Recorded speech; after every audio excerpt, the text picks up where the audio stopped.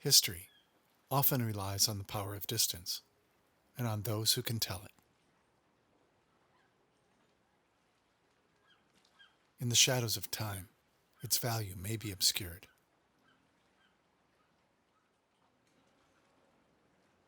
Real facts can be lost. It can sometimes take decades for the truth to come to light.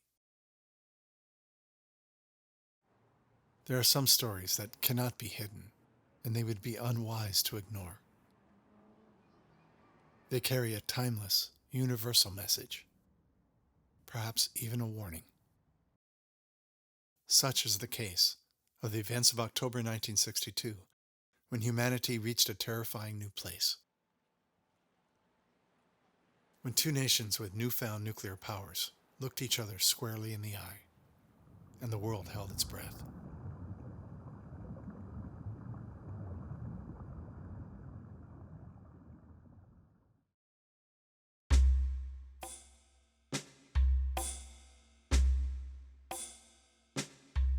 October 1st, 1962.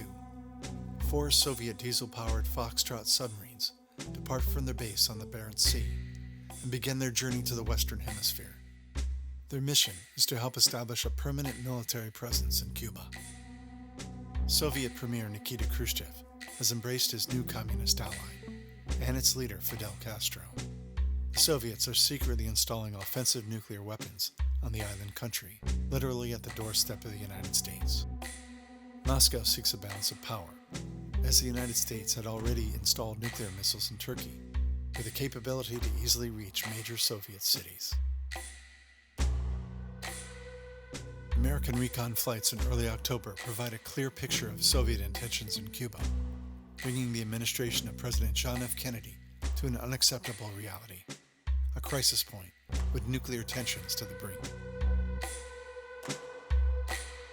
When the American people got to see the evidence, the realization was that this was way more serious than we had ever imagined. And so when the president, who himself was a war hero, came on and told the American people that we got a problem, everybody sort of sat up and took notice. As a teenager, I'm not focused so much on world affairs, but my dad was a submarine officer, and I could tell and sense the stress of what was going on, and was very aware that this was really significant. Our country was worried. I happened to be at Ithaca, New York, at Cornell at that time, which was hardly a strategic target, and so I personally wasn't worried. But our parents, both Ellen's and mine, were near New York City, and we knew that New York City was a strategic or emotional target, and of course the people in California were worried about things. We got news reports every morning. One kid would give the news report, and there was a drumbeat of them, and I can recall it was really scary. I was a young ensign in the Navy and headed to my first submarine, and I looked at that and I said, boy, oh boy, I'm getting in at a tough time. This could go south real fast. My professor built a bomb shelter in Ithaca, New York, even though I said, Dr. LaMarche, this is hardly a strategic target, but I would like to see your bomb shelter. Obviously, you had the two great remaining superpowers and all their allies having an ideological, basically Cold War over something at this point that sounds fairly trivial in and of itself. It's which economic system is best designed to optimize, a country. It doesn't sound like it's something worth fighting over, but obviously these are two centers of power that are in conflict with one another. And so I think the objective of everybody in charge in either one of those was to manage that conflict in such a way that competition and conflict could proceed, but it didn't spill over into the form of total conflict that they had just been through in World War II and before that World War I, because now there wouldn't be any coming back from a total conflict. To halt this offensive buildup, a strict quarantine on all offensive military equipment under shipment to Cuba is being initiated. It shall be the policy of this nation to regard any nuclear missile launched from Cuba against any nation in the Western Hemisphere as an attack by the Soviet Union on the United States, requiring a full retaliatory response upon the Soviet Union.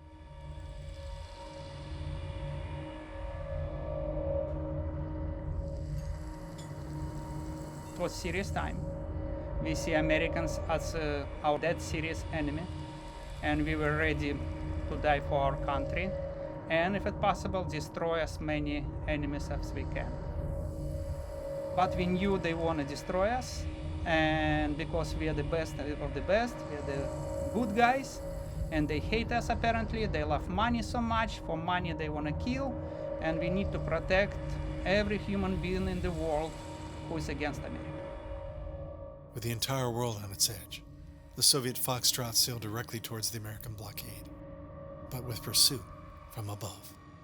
I spent my better part of my naval career chasing after, hunting, if you will, Soviet submarines. The Foxtrot in particular was extremely difficult to find. See, it's a very, very quiet platform. If it had not been for all the multitude of systems that we have to help you get cued on to one of the submarines, you probably wouldn't find them.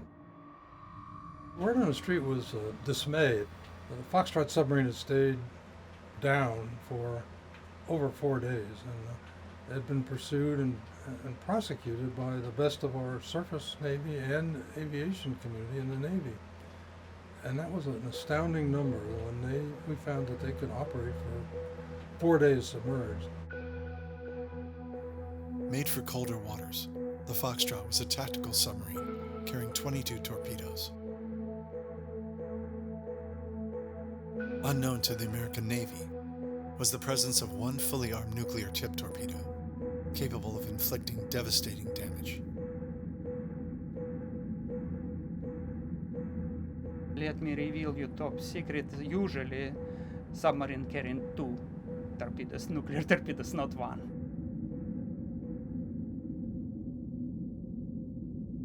With a 78-man crew, the Foxtrots were relatively slow-moving, but their switch to battery power allowed them to run quietly, making them hard to detect. They were well-armed and dangerous, and carrying the secret weapon that no one expected. One of the things, unfortunately, we didn't realize was that they actually were carrying nuclear-tipped torpedoes. If they had actually launched their nuclear torpedo, we would have been in World War III.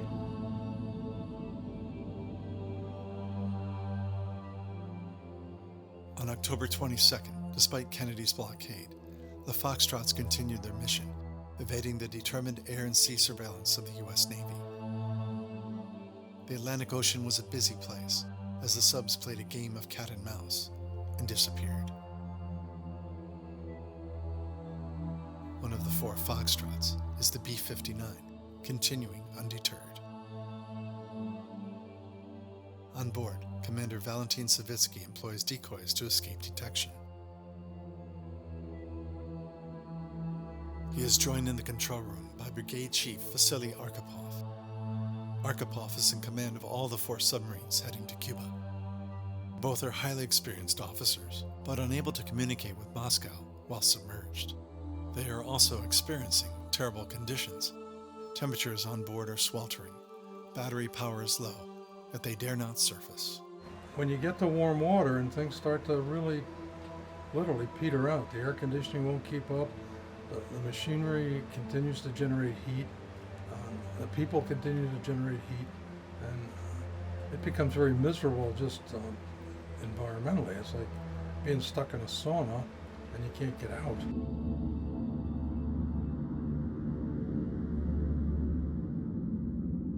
Go out and get the Wheaties. It's National Wheaties Week. Yep, this is the week everybody's trying Wheaties. Khrushchev is now thoroughly aware of the absolute determination of President Kennedy to act with force on the Cuban issue. Now for the situation at the Defense Department, here's Peter Hackus at the Pentagon. In brief, Ray, we're still taking aerial photos. We've seen no sign thus far that the Russians have stopped building those missile sites, and our military activity, including the blockade, is still on in full force. We now know that the Soviet Union has decided to transform Cuba into a base for communist aggression, into a base for putting all of the Americas under the nuclear gun. Well, in those days, you could rely on American news. That capacity to hear long wave broadcasts. If they could have, I guess, projected the antenna up higher or come to the surface, they might have had a better chance at getting orders from Moscow, but they would have revealed their position, and their job was to break that blockade, so they couldn't be very conspicuous. On October 27th, things came to a head. The Americans locked onto the B-59 just south of Bermuda. High-powered sonar tracks onto you, and they ping incessantly. It's like a crack against the hull, and it is very disarming. I mean, it literally drives you nuts. First of all, they find you, right?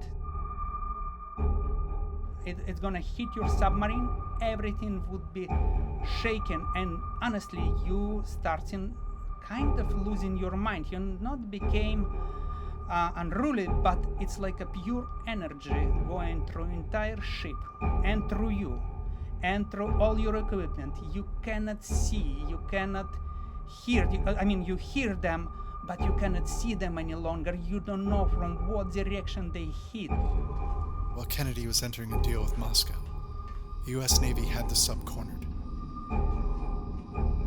and took action.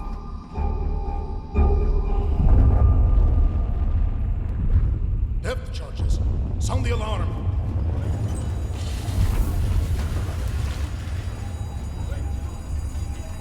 Compartment commanders, report damage immediately. We're under attack. They have us cornered. If you've ever heard an explosion underwater, it gets your attention. There's vibration. They knew they were in dire straits. Those Russian submarines are getting a real shaking. What they were trying to do is let them know that we've got you, we're tracking you, and so they're throwing basically like the size of maybe a large hand grenade that will rattle the submarine. It'll bang on them if it hasn't already discharged, or when it discharges close aboard, it'll bang the submarine around, and they know that the ships on the surface have got them. What happened next took 40 years to come to light. The decision to fire a nuclear weapon and the world's fate fell into the hands of one Foxtrot commander and his brigade chief. We're under attack. They have us cornered. The moment has come. Captain. Brigade Chief Arkhipov, our standing orders are to protect ourselves. There are a dozen ships up there, and they have us squarely in their sights. We'll soon be dead and miss our chance. It's time for the nuclear device.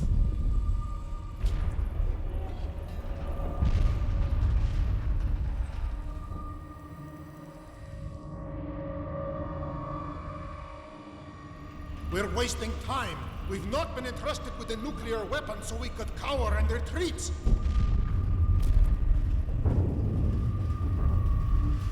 Maybe war has already started up there, while we're doing somersaults down here. We won't become the shame of the fleet. We will die, but we'll sink them all. We don't know there's a war, but Captain, if you launch that nuclear torpedo, there most certainly will be. Millions will die. We have had no contacts or orders from Moscow in days.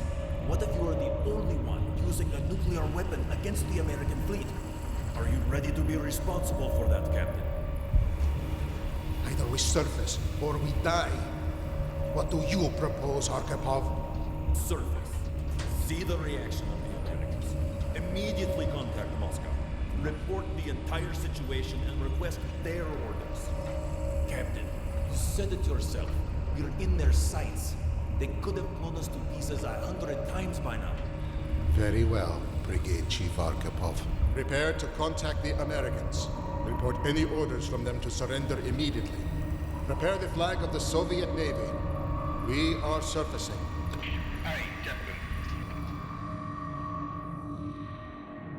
But the one thing I think that Arkhipov, at least to our understanding, made the point. He said, you know, these guys could have killed us at any time.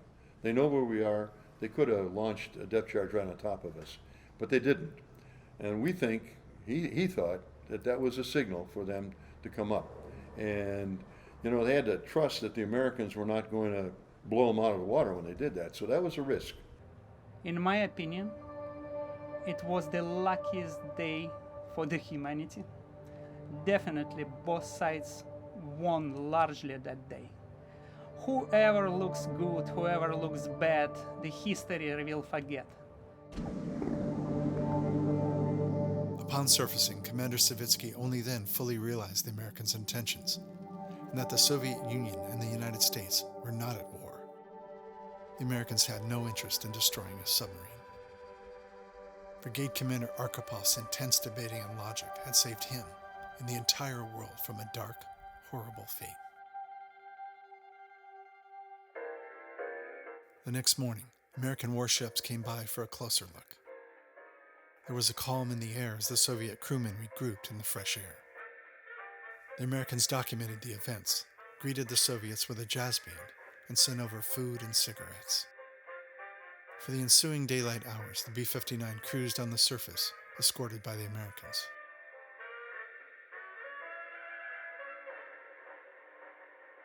Meanwhile, in Washington, secret negotiations offer the promise of a peaceful resolution to the crisis. Premier Khrushchev agreed to withdraw his missiles from Cuba, providing that the Americans withdraw theirs from Turkey. As night fell, the B-59 had its batteries fully charged. Under the cover of darkness, it suddenly submerged and disappeared.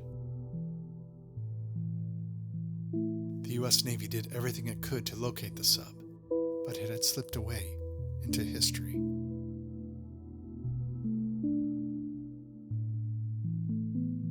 As the Soviet brigade retreated, the Americans never knew that their adversary was armed with a nuclear weapon, nor did they realize how close the world came to a devastating nightmare. We really don't know what would have happened had things gone the other way. They had a firing solution on an American aircraft carrier. If they had launched a nuclear torpedo, it would have been a nuclear attack on an American ship. So at that point, it's difficult to imagine what could have happened. You can run through all sorts of scenarios in your mind if the U.S. Navy had retaliated. The control, unfortunately, was not on our side. The control was in this one division commander arguing with his commanding officer, face to face, on the submarine, in the control room on that submarine. He was the final checks and balances, if you will. Take responsibility for not shooting the nuclear torpedo. It's much higher responsibility than shoot torpedo, because after that everybody dead. Shoot the nuclear weapons. Who gonna later care how it's happened? Make a decision not to shoot. That's unbelievable. That's courage.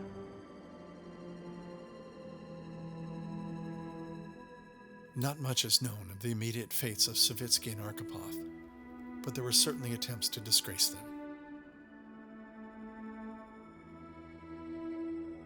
In Russian mentality, the hero, it's a dead hero, dying for his motherland.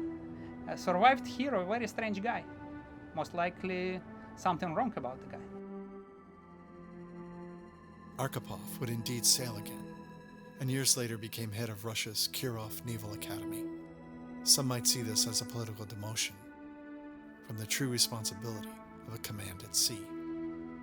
We should not mistake Soviet Union of Stalin era and Soviet Union of the Brezhnev or Khrushchev era. To be in Marine Academy, head of Marine Academy, which means out of the submarine, out of any military power, basically, it's sort of, it's not a jail time, but sort of. Vasily Arkhipov died in 1998 at the age of 72, 36 years after the missiles of October. But he left behind the legacy of a rational mind, of a man whose good sense prevented catastrophe. What I would tell you is what makes a good naval person, naval officer, naval leader, is the courage to stand up and do what's right. You know, as civilization has progressed, all we've done is become more efficient at killing each other, and that's of concern. Right now, at this minute, Most of the militaries of the world are fully automating their militaries. They're using drones, they're using artificial intelligence. They're taking very rapidly any human intervention possibly out of actions which could, again, escalate with horrific consequences. The human aspects, your experiences that you're calling on, the education, the things that you did growing up, I think are very, very important. It gives you the courage to hold the line on what's right. If there's a lesson of this, it's to remember this moment and remember that it was a human being that prevented things from happening. And we ought to be darn sure that we don't ever take human beings out of the decision-making process. It's a very simple lesson. The lesson is we can see how easy our world may be wiped out. It may happen right now. It may happen tomorrow. The lesson is your every single moment you need to enjoy. You need to enjoy your kids. You need to enjoy your love, your family, your country. And every moment you're alive, enjoy it. It may be taken away very easily.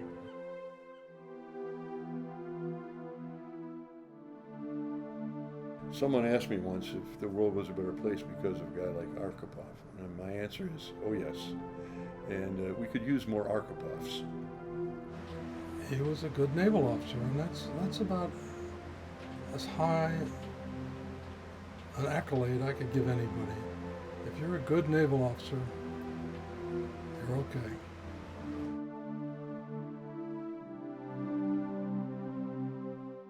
So the quote from his wife that he was professional, calm, focused, and restrained sounds like the description of exactly the person you would want in a crisis situation.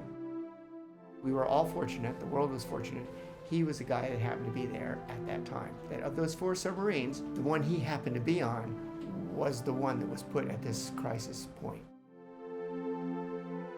I think it'd be more precise to say he is the guy in the right place at the right time to prevent World War III from starting. Now, if you want to extrapolate that to saving the world, then that's your choice. I see the angel who been sent to Earth to save the Earth. For many, and for most people, he would be traitor, he would be weak person, he would be person who really not deserve to be known by name. So that's why I want to repeat it. Vasily Arkhipov, the man who saved the world.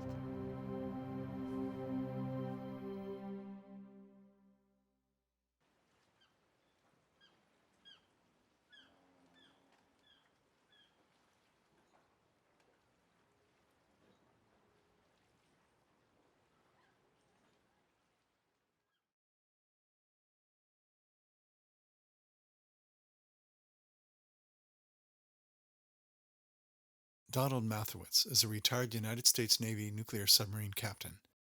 In his 30-year career, he performed many technical, engineering, and command duties, including the captaincy of the USS Puffer attack submarine. Following his Navy retirement in 1991, he taught high school science and math for 13 years in San Diego. He is a docent for the Maritime Museum of San Diego. Fran Holian is a retired Rear Admiral of the United States Navy. In his 28-year naval career, he saw 2 tours of duty in Vietnam and the command of 3 ships prior to being selected to the high rank of flag officer. He also served as San Diego Naval Base Commander and Commander of Training Command for the Pacific Fleet. He is involved in many San Diego charities and is the chairman of the boards for United Through Reading and the NTC Foundation, established to create a cultural mecca of the historic Naval Training Center campus, now known as Liberty Station. Charles R. McVean is a retired United States Navy nuclear submarine captain of the USS Seawolf and one of its most decorated officers in a career that spanned 22 years. After the Navy, he served in senior management, engineering, and technology capacities for companies whose clients delivered advanced systems and services to industrial and military clients. He is the author of Down Deep, which recounts his experiences in Admiral Hyman Rickover's nuclear submarine force. Dr. Ray Ashley is the president and CEO of the Maritime Museum of San Diego. He holds a PhD in history from Duke University and is an internationally respected educator and historian. He's an accomplished blue water sailor as well as a licensed captain. He serves on the boards of several distinguished cultural organizations that promote the preservation of our maritime heritage. Alek Banki grew up in Kazakhstan in the former Soviet Union and served for 3 years as a sonar specialist aboard various Foxtrot-class submarines in the Soviet Pacific Fleet. He emigrated to the United States in the mid-1990s and owns his own specialty construction firm in the Los Angeles area. He remains passionate about his love for the sea.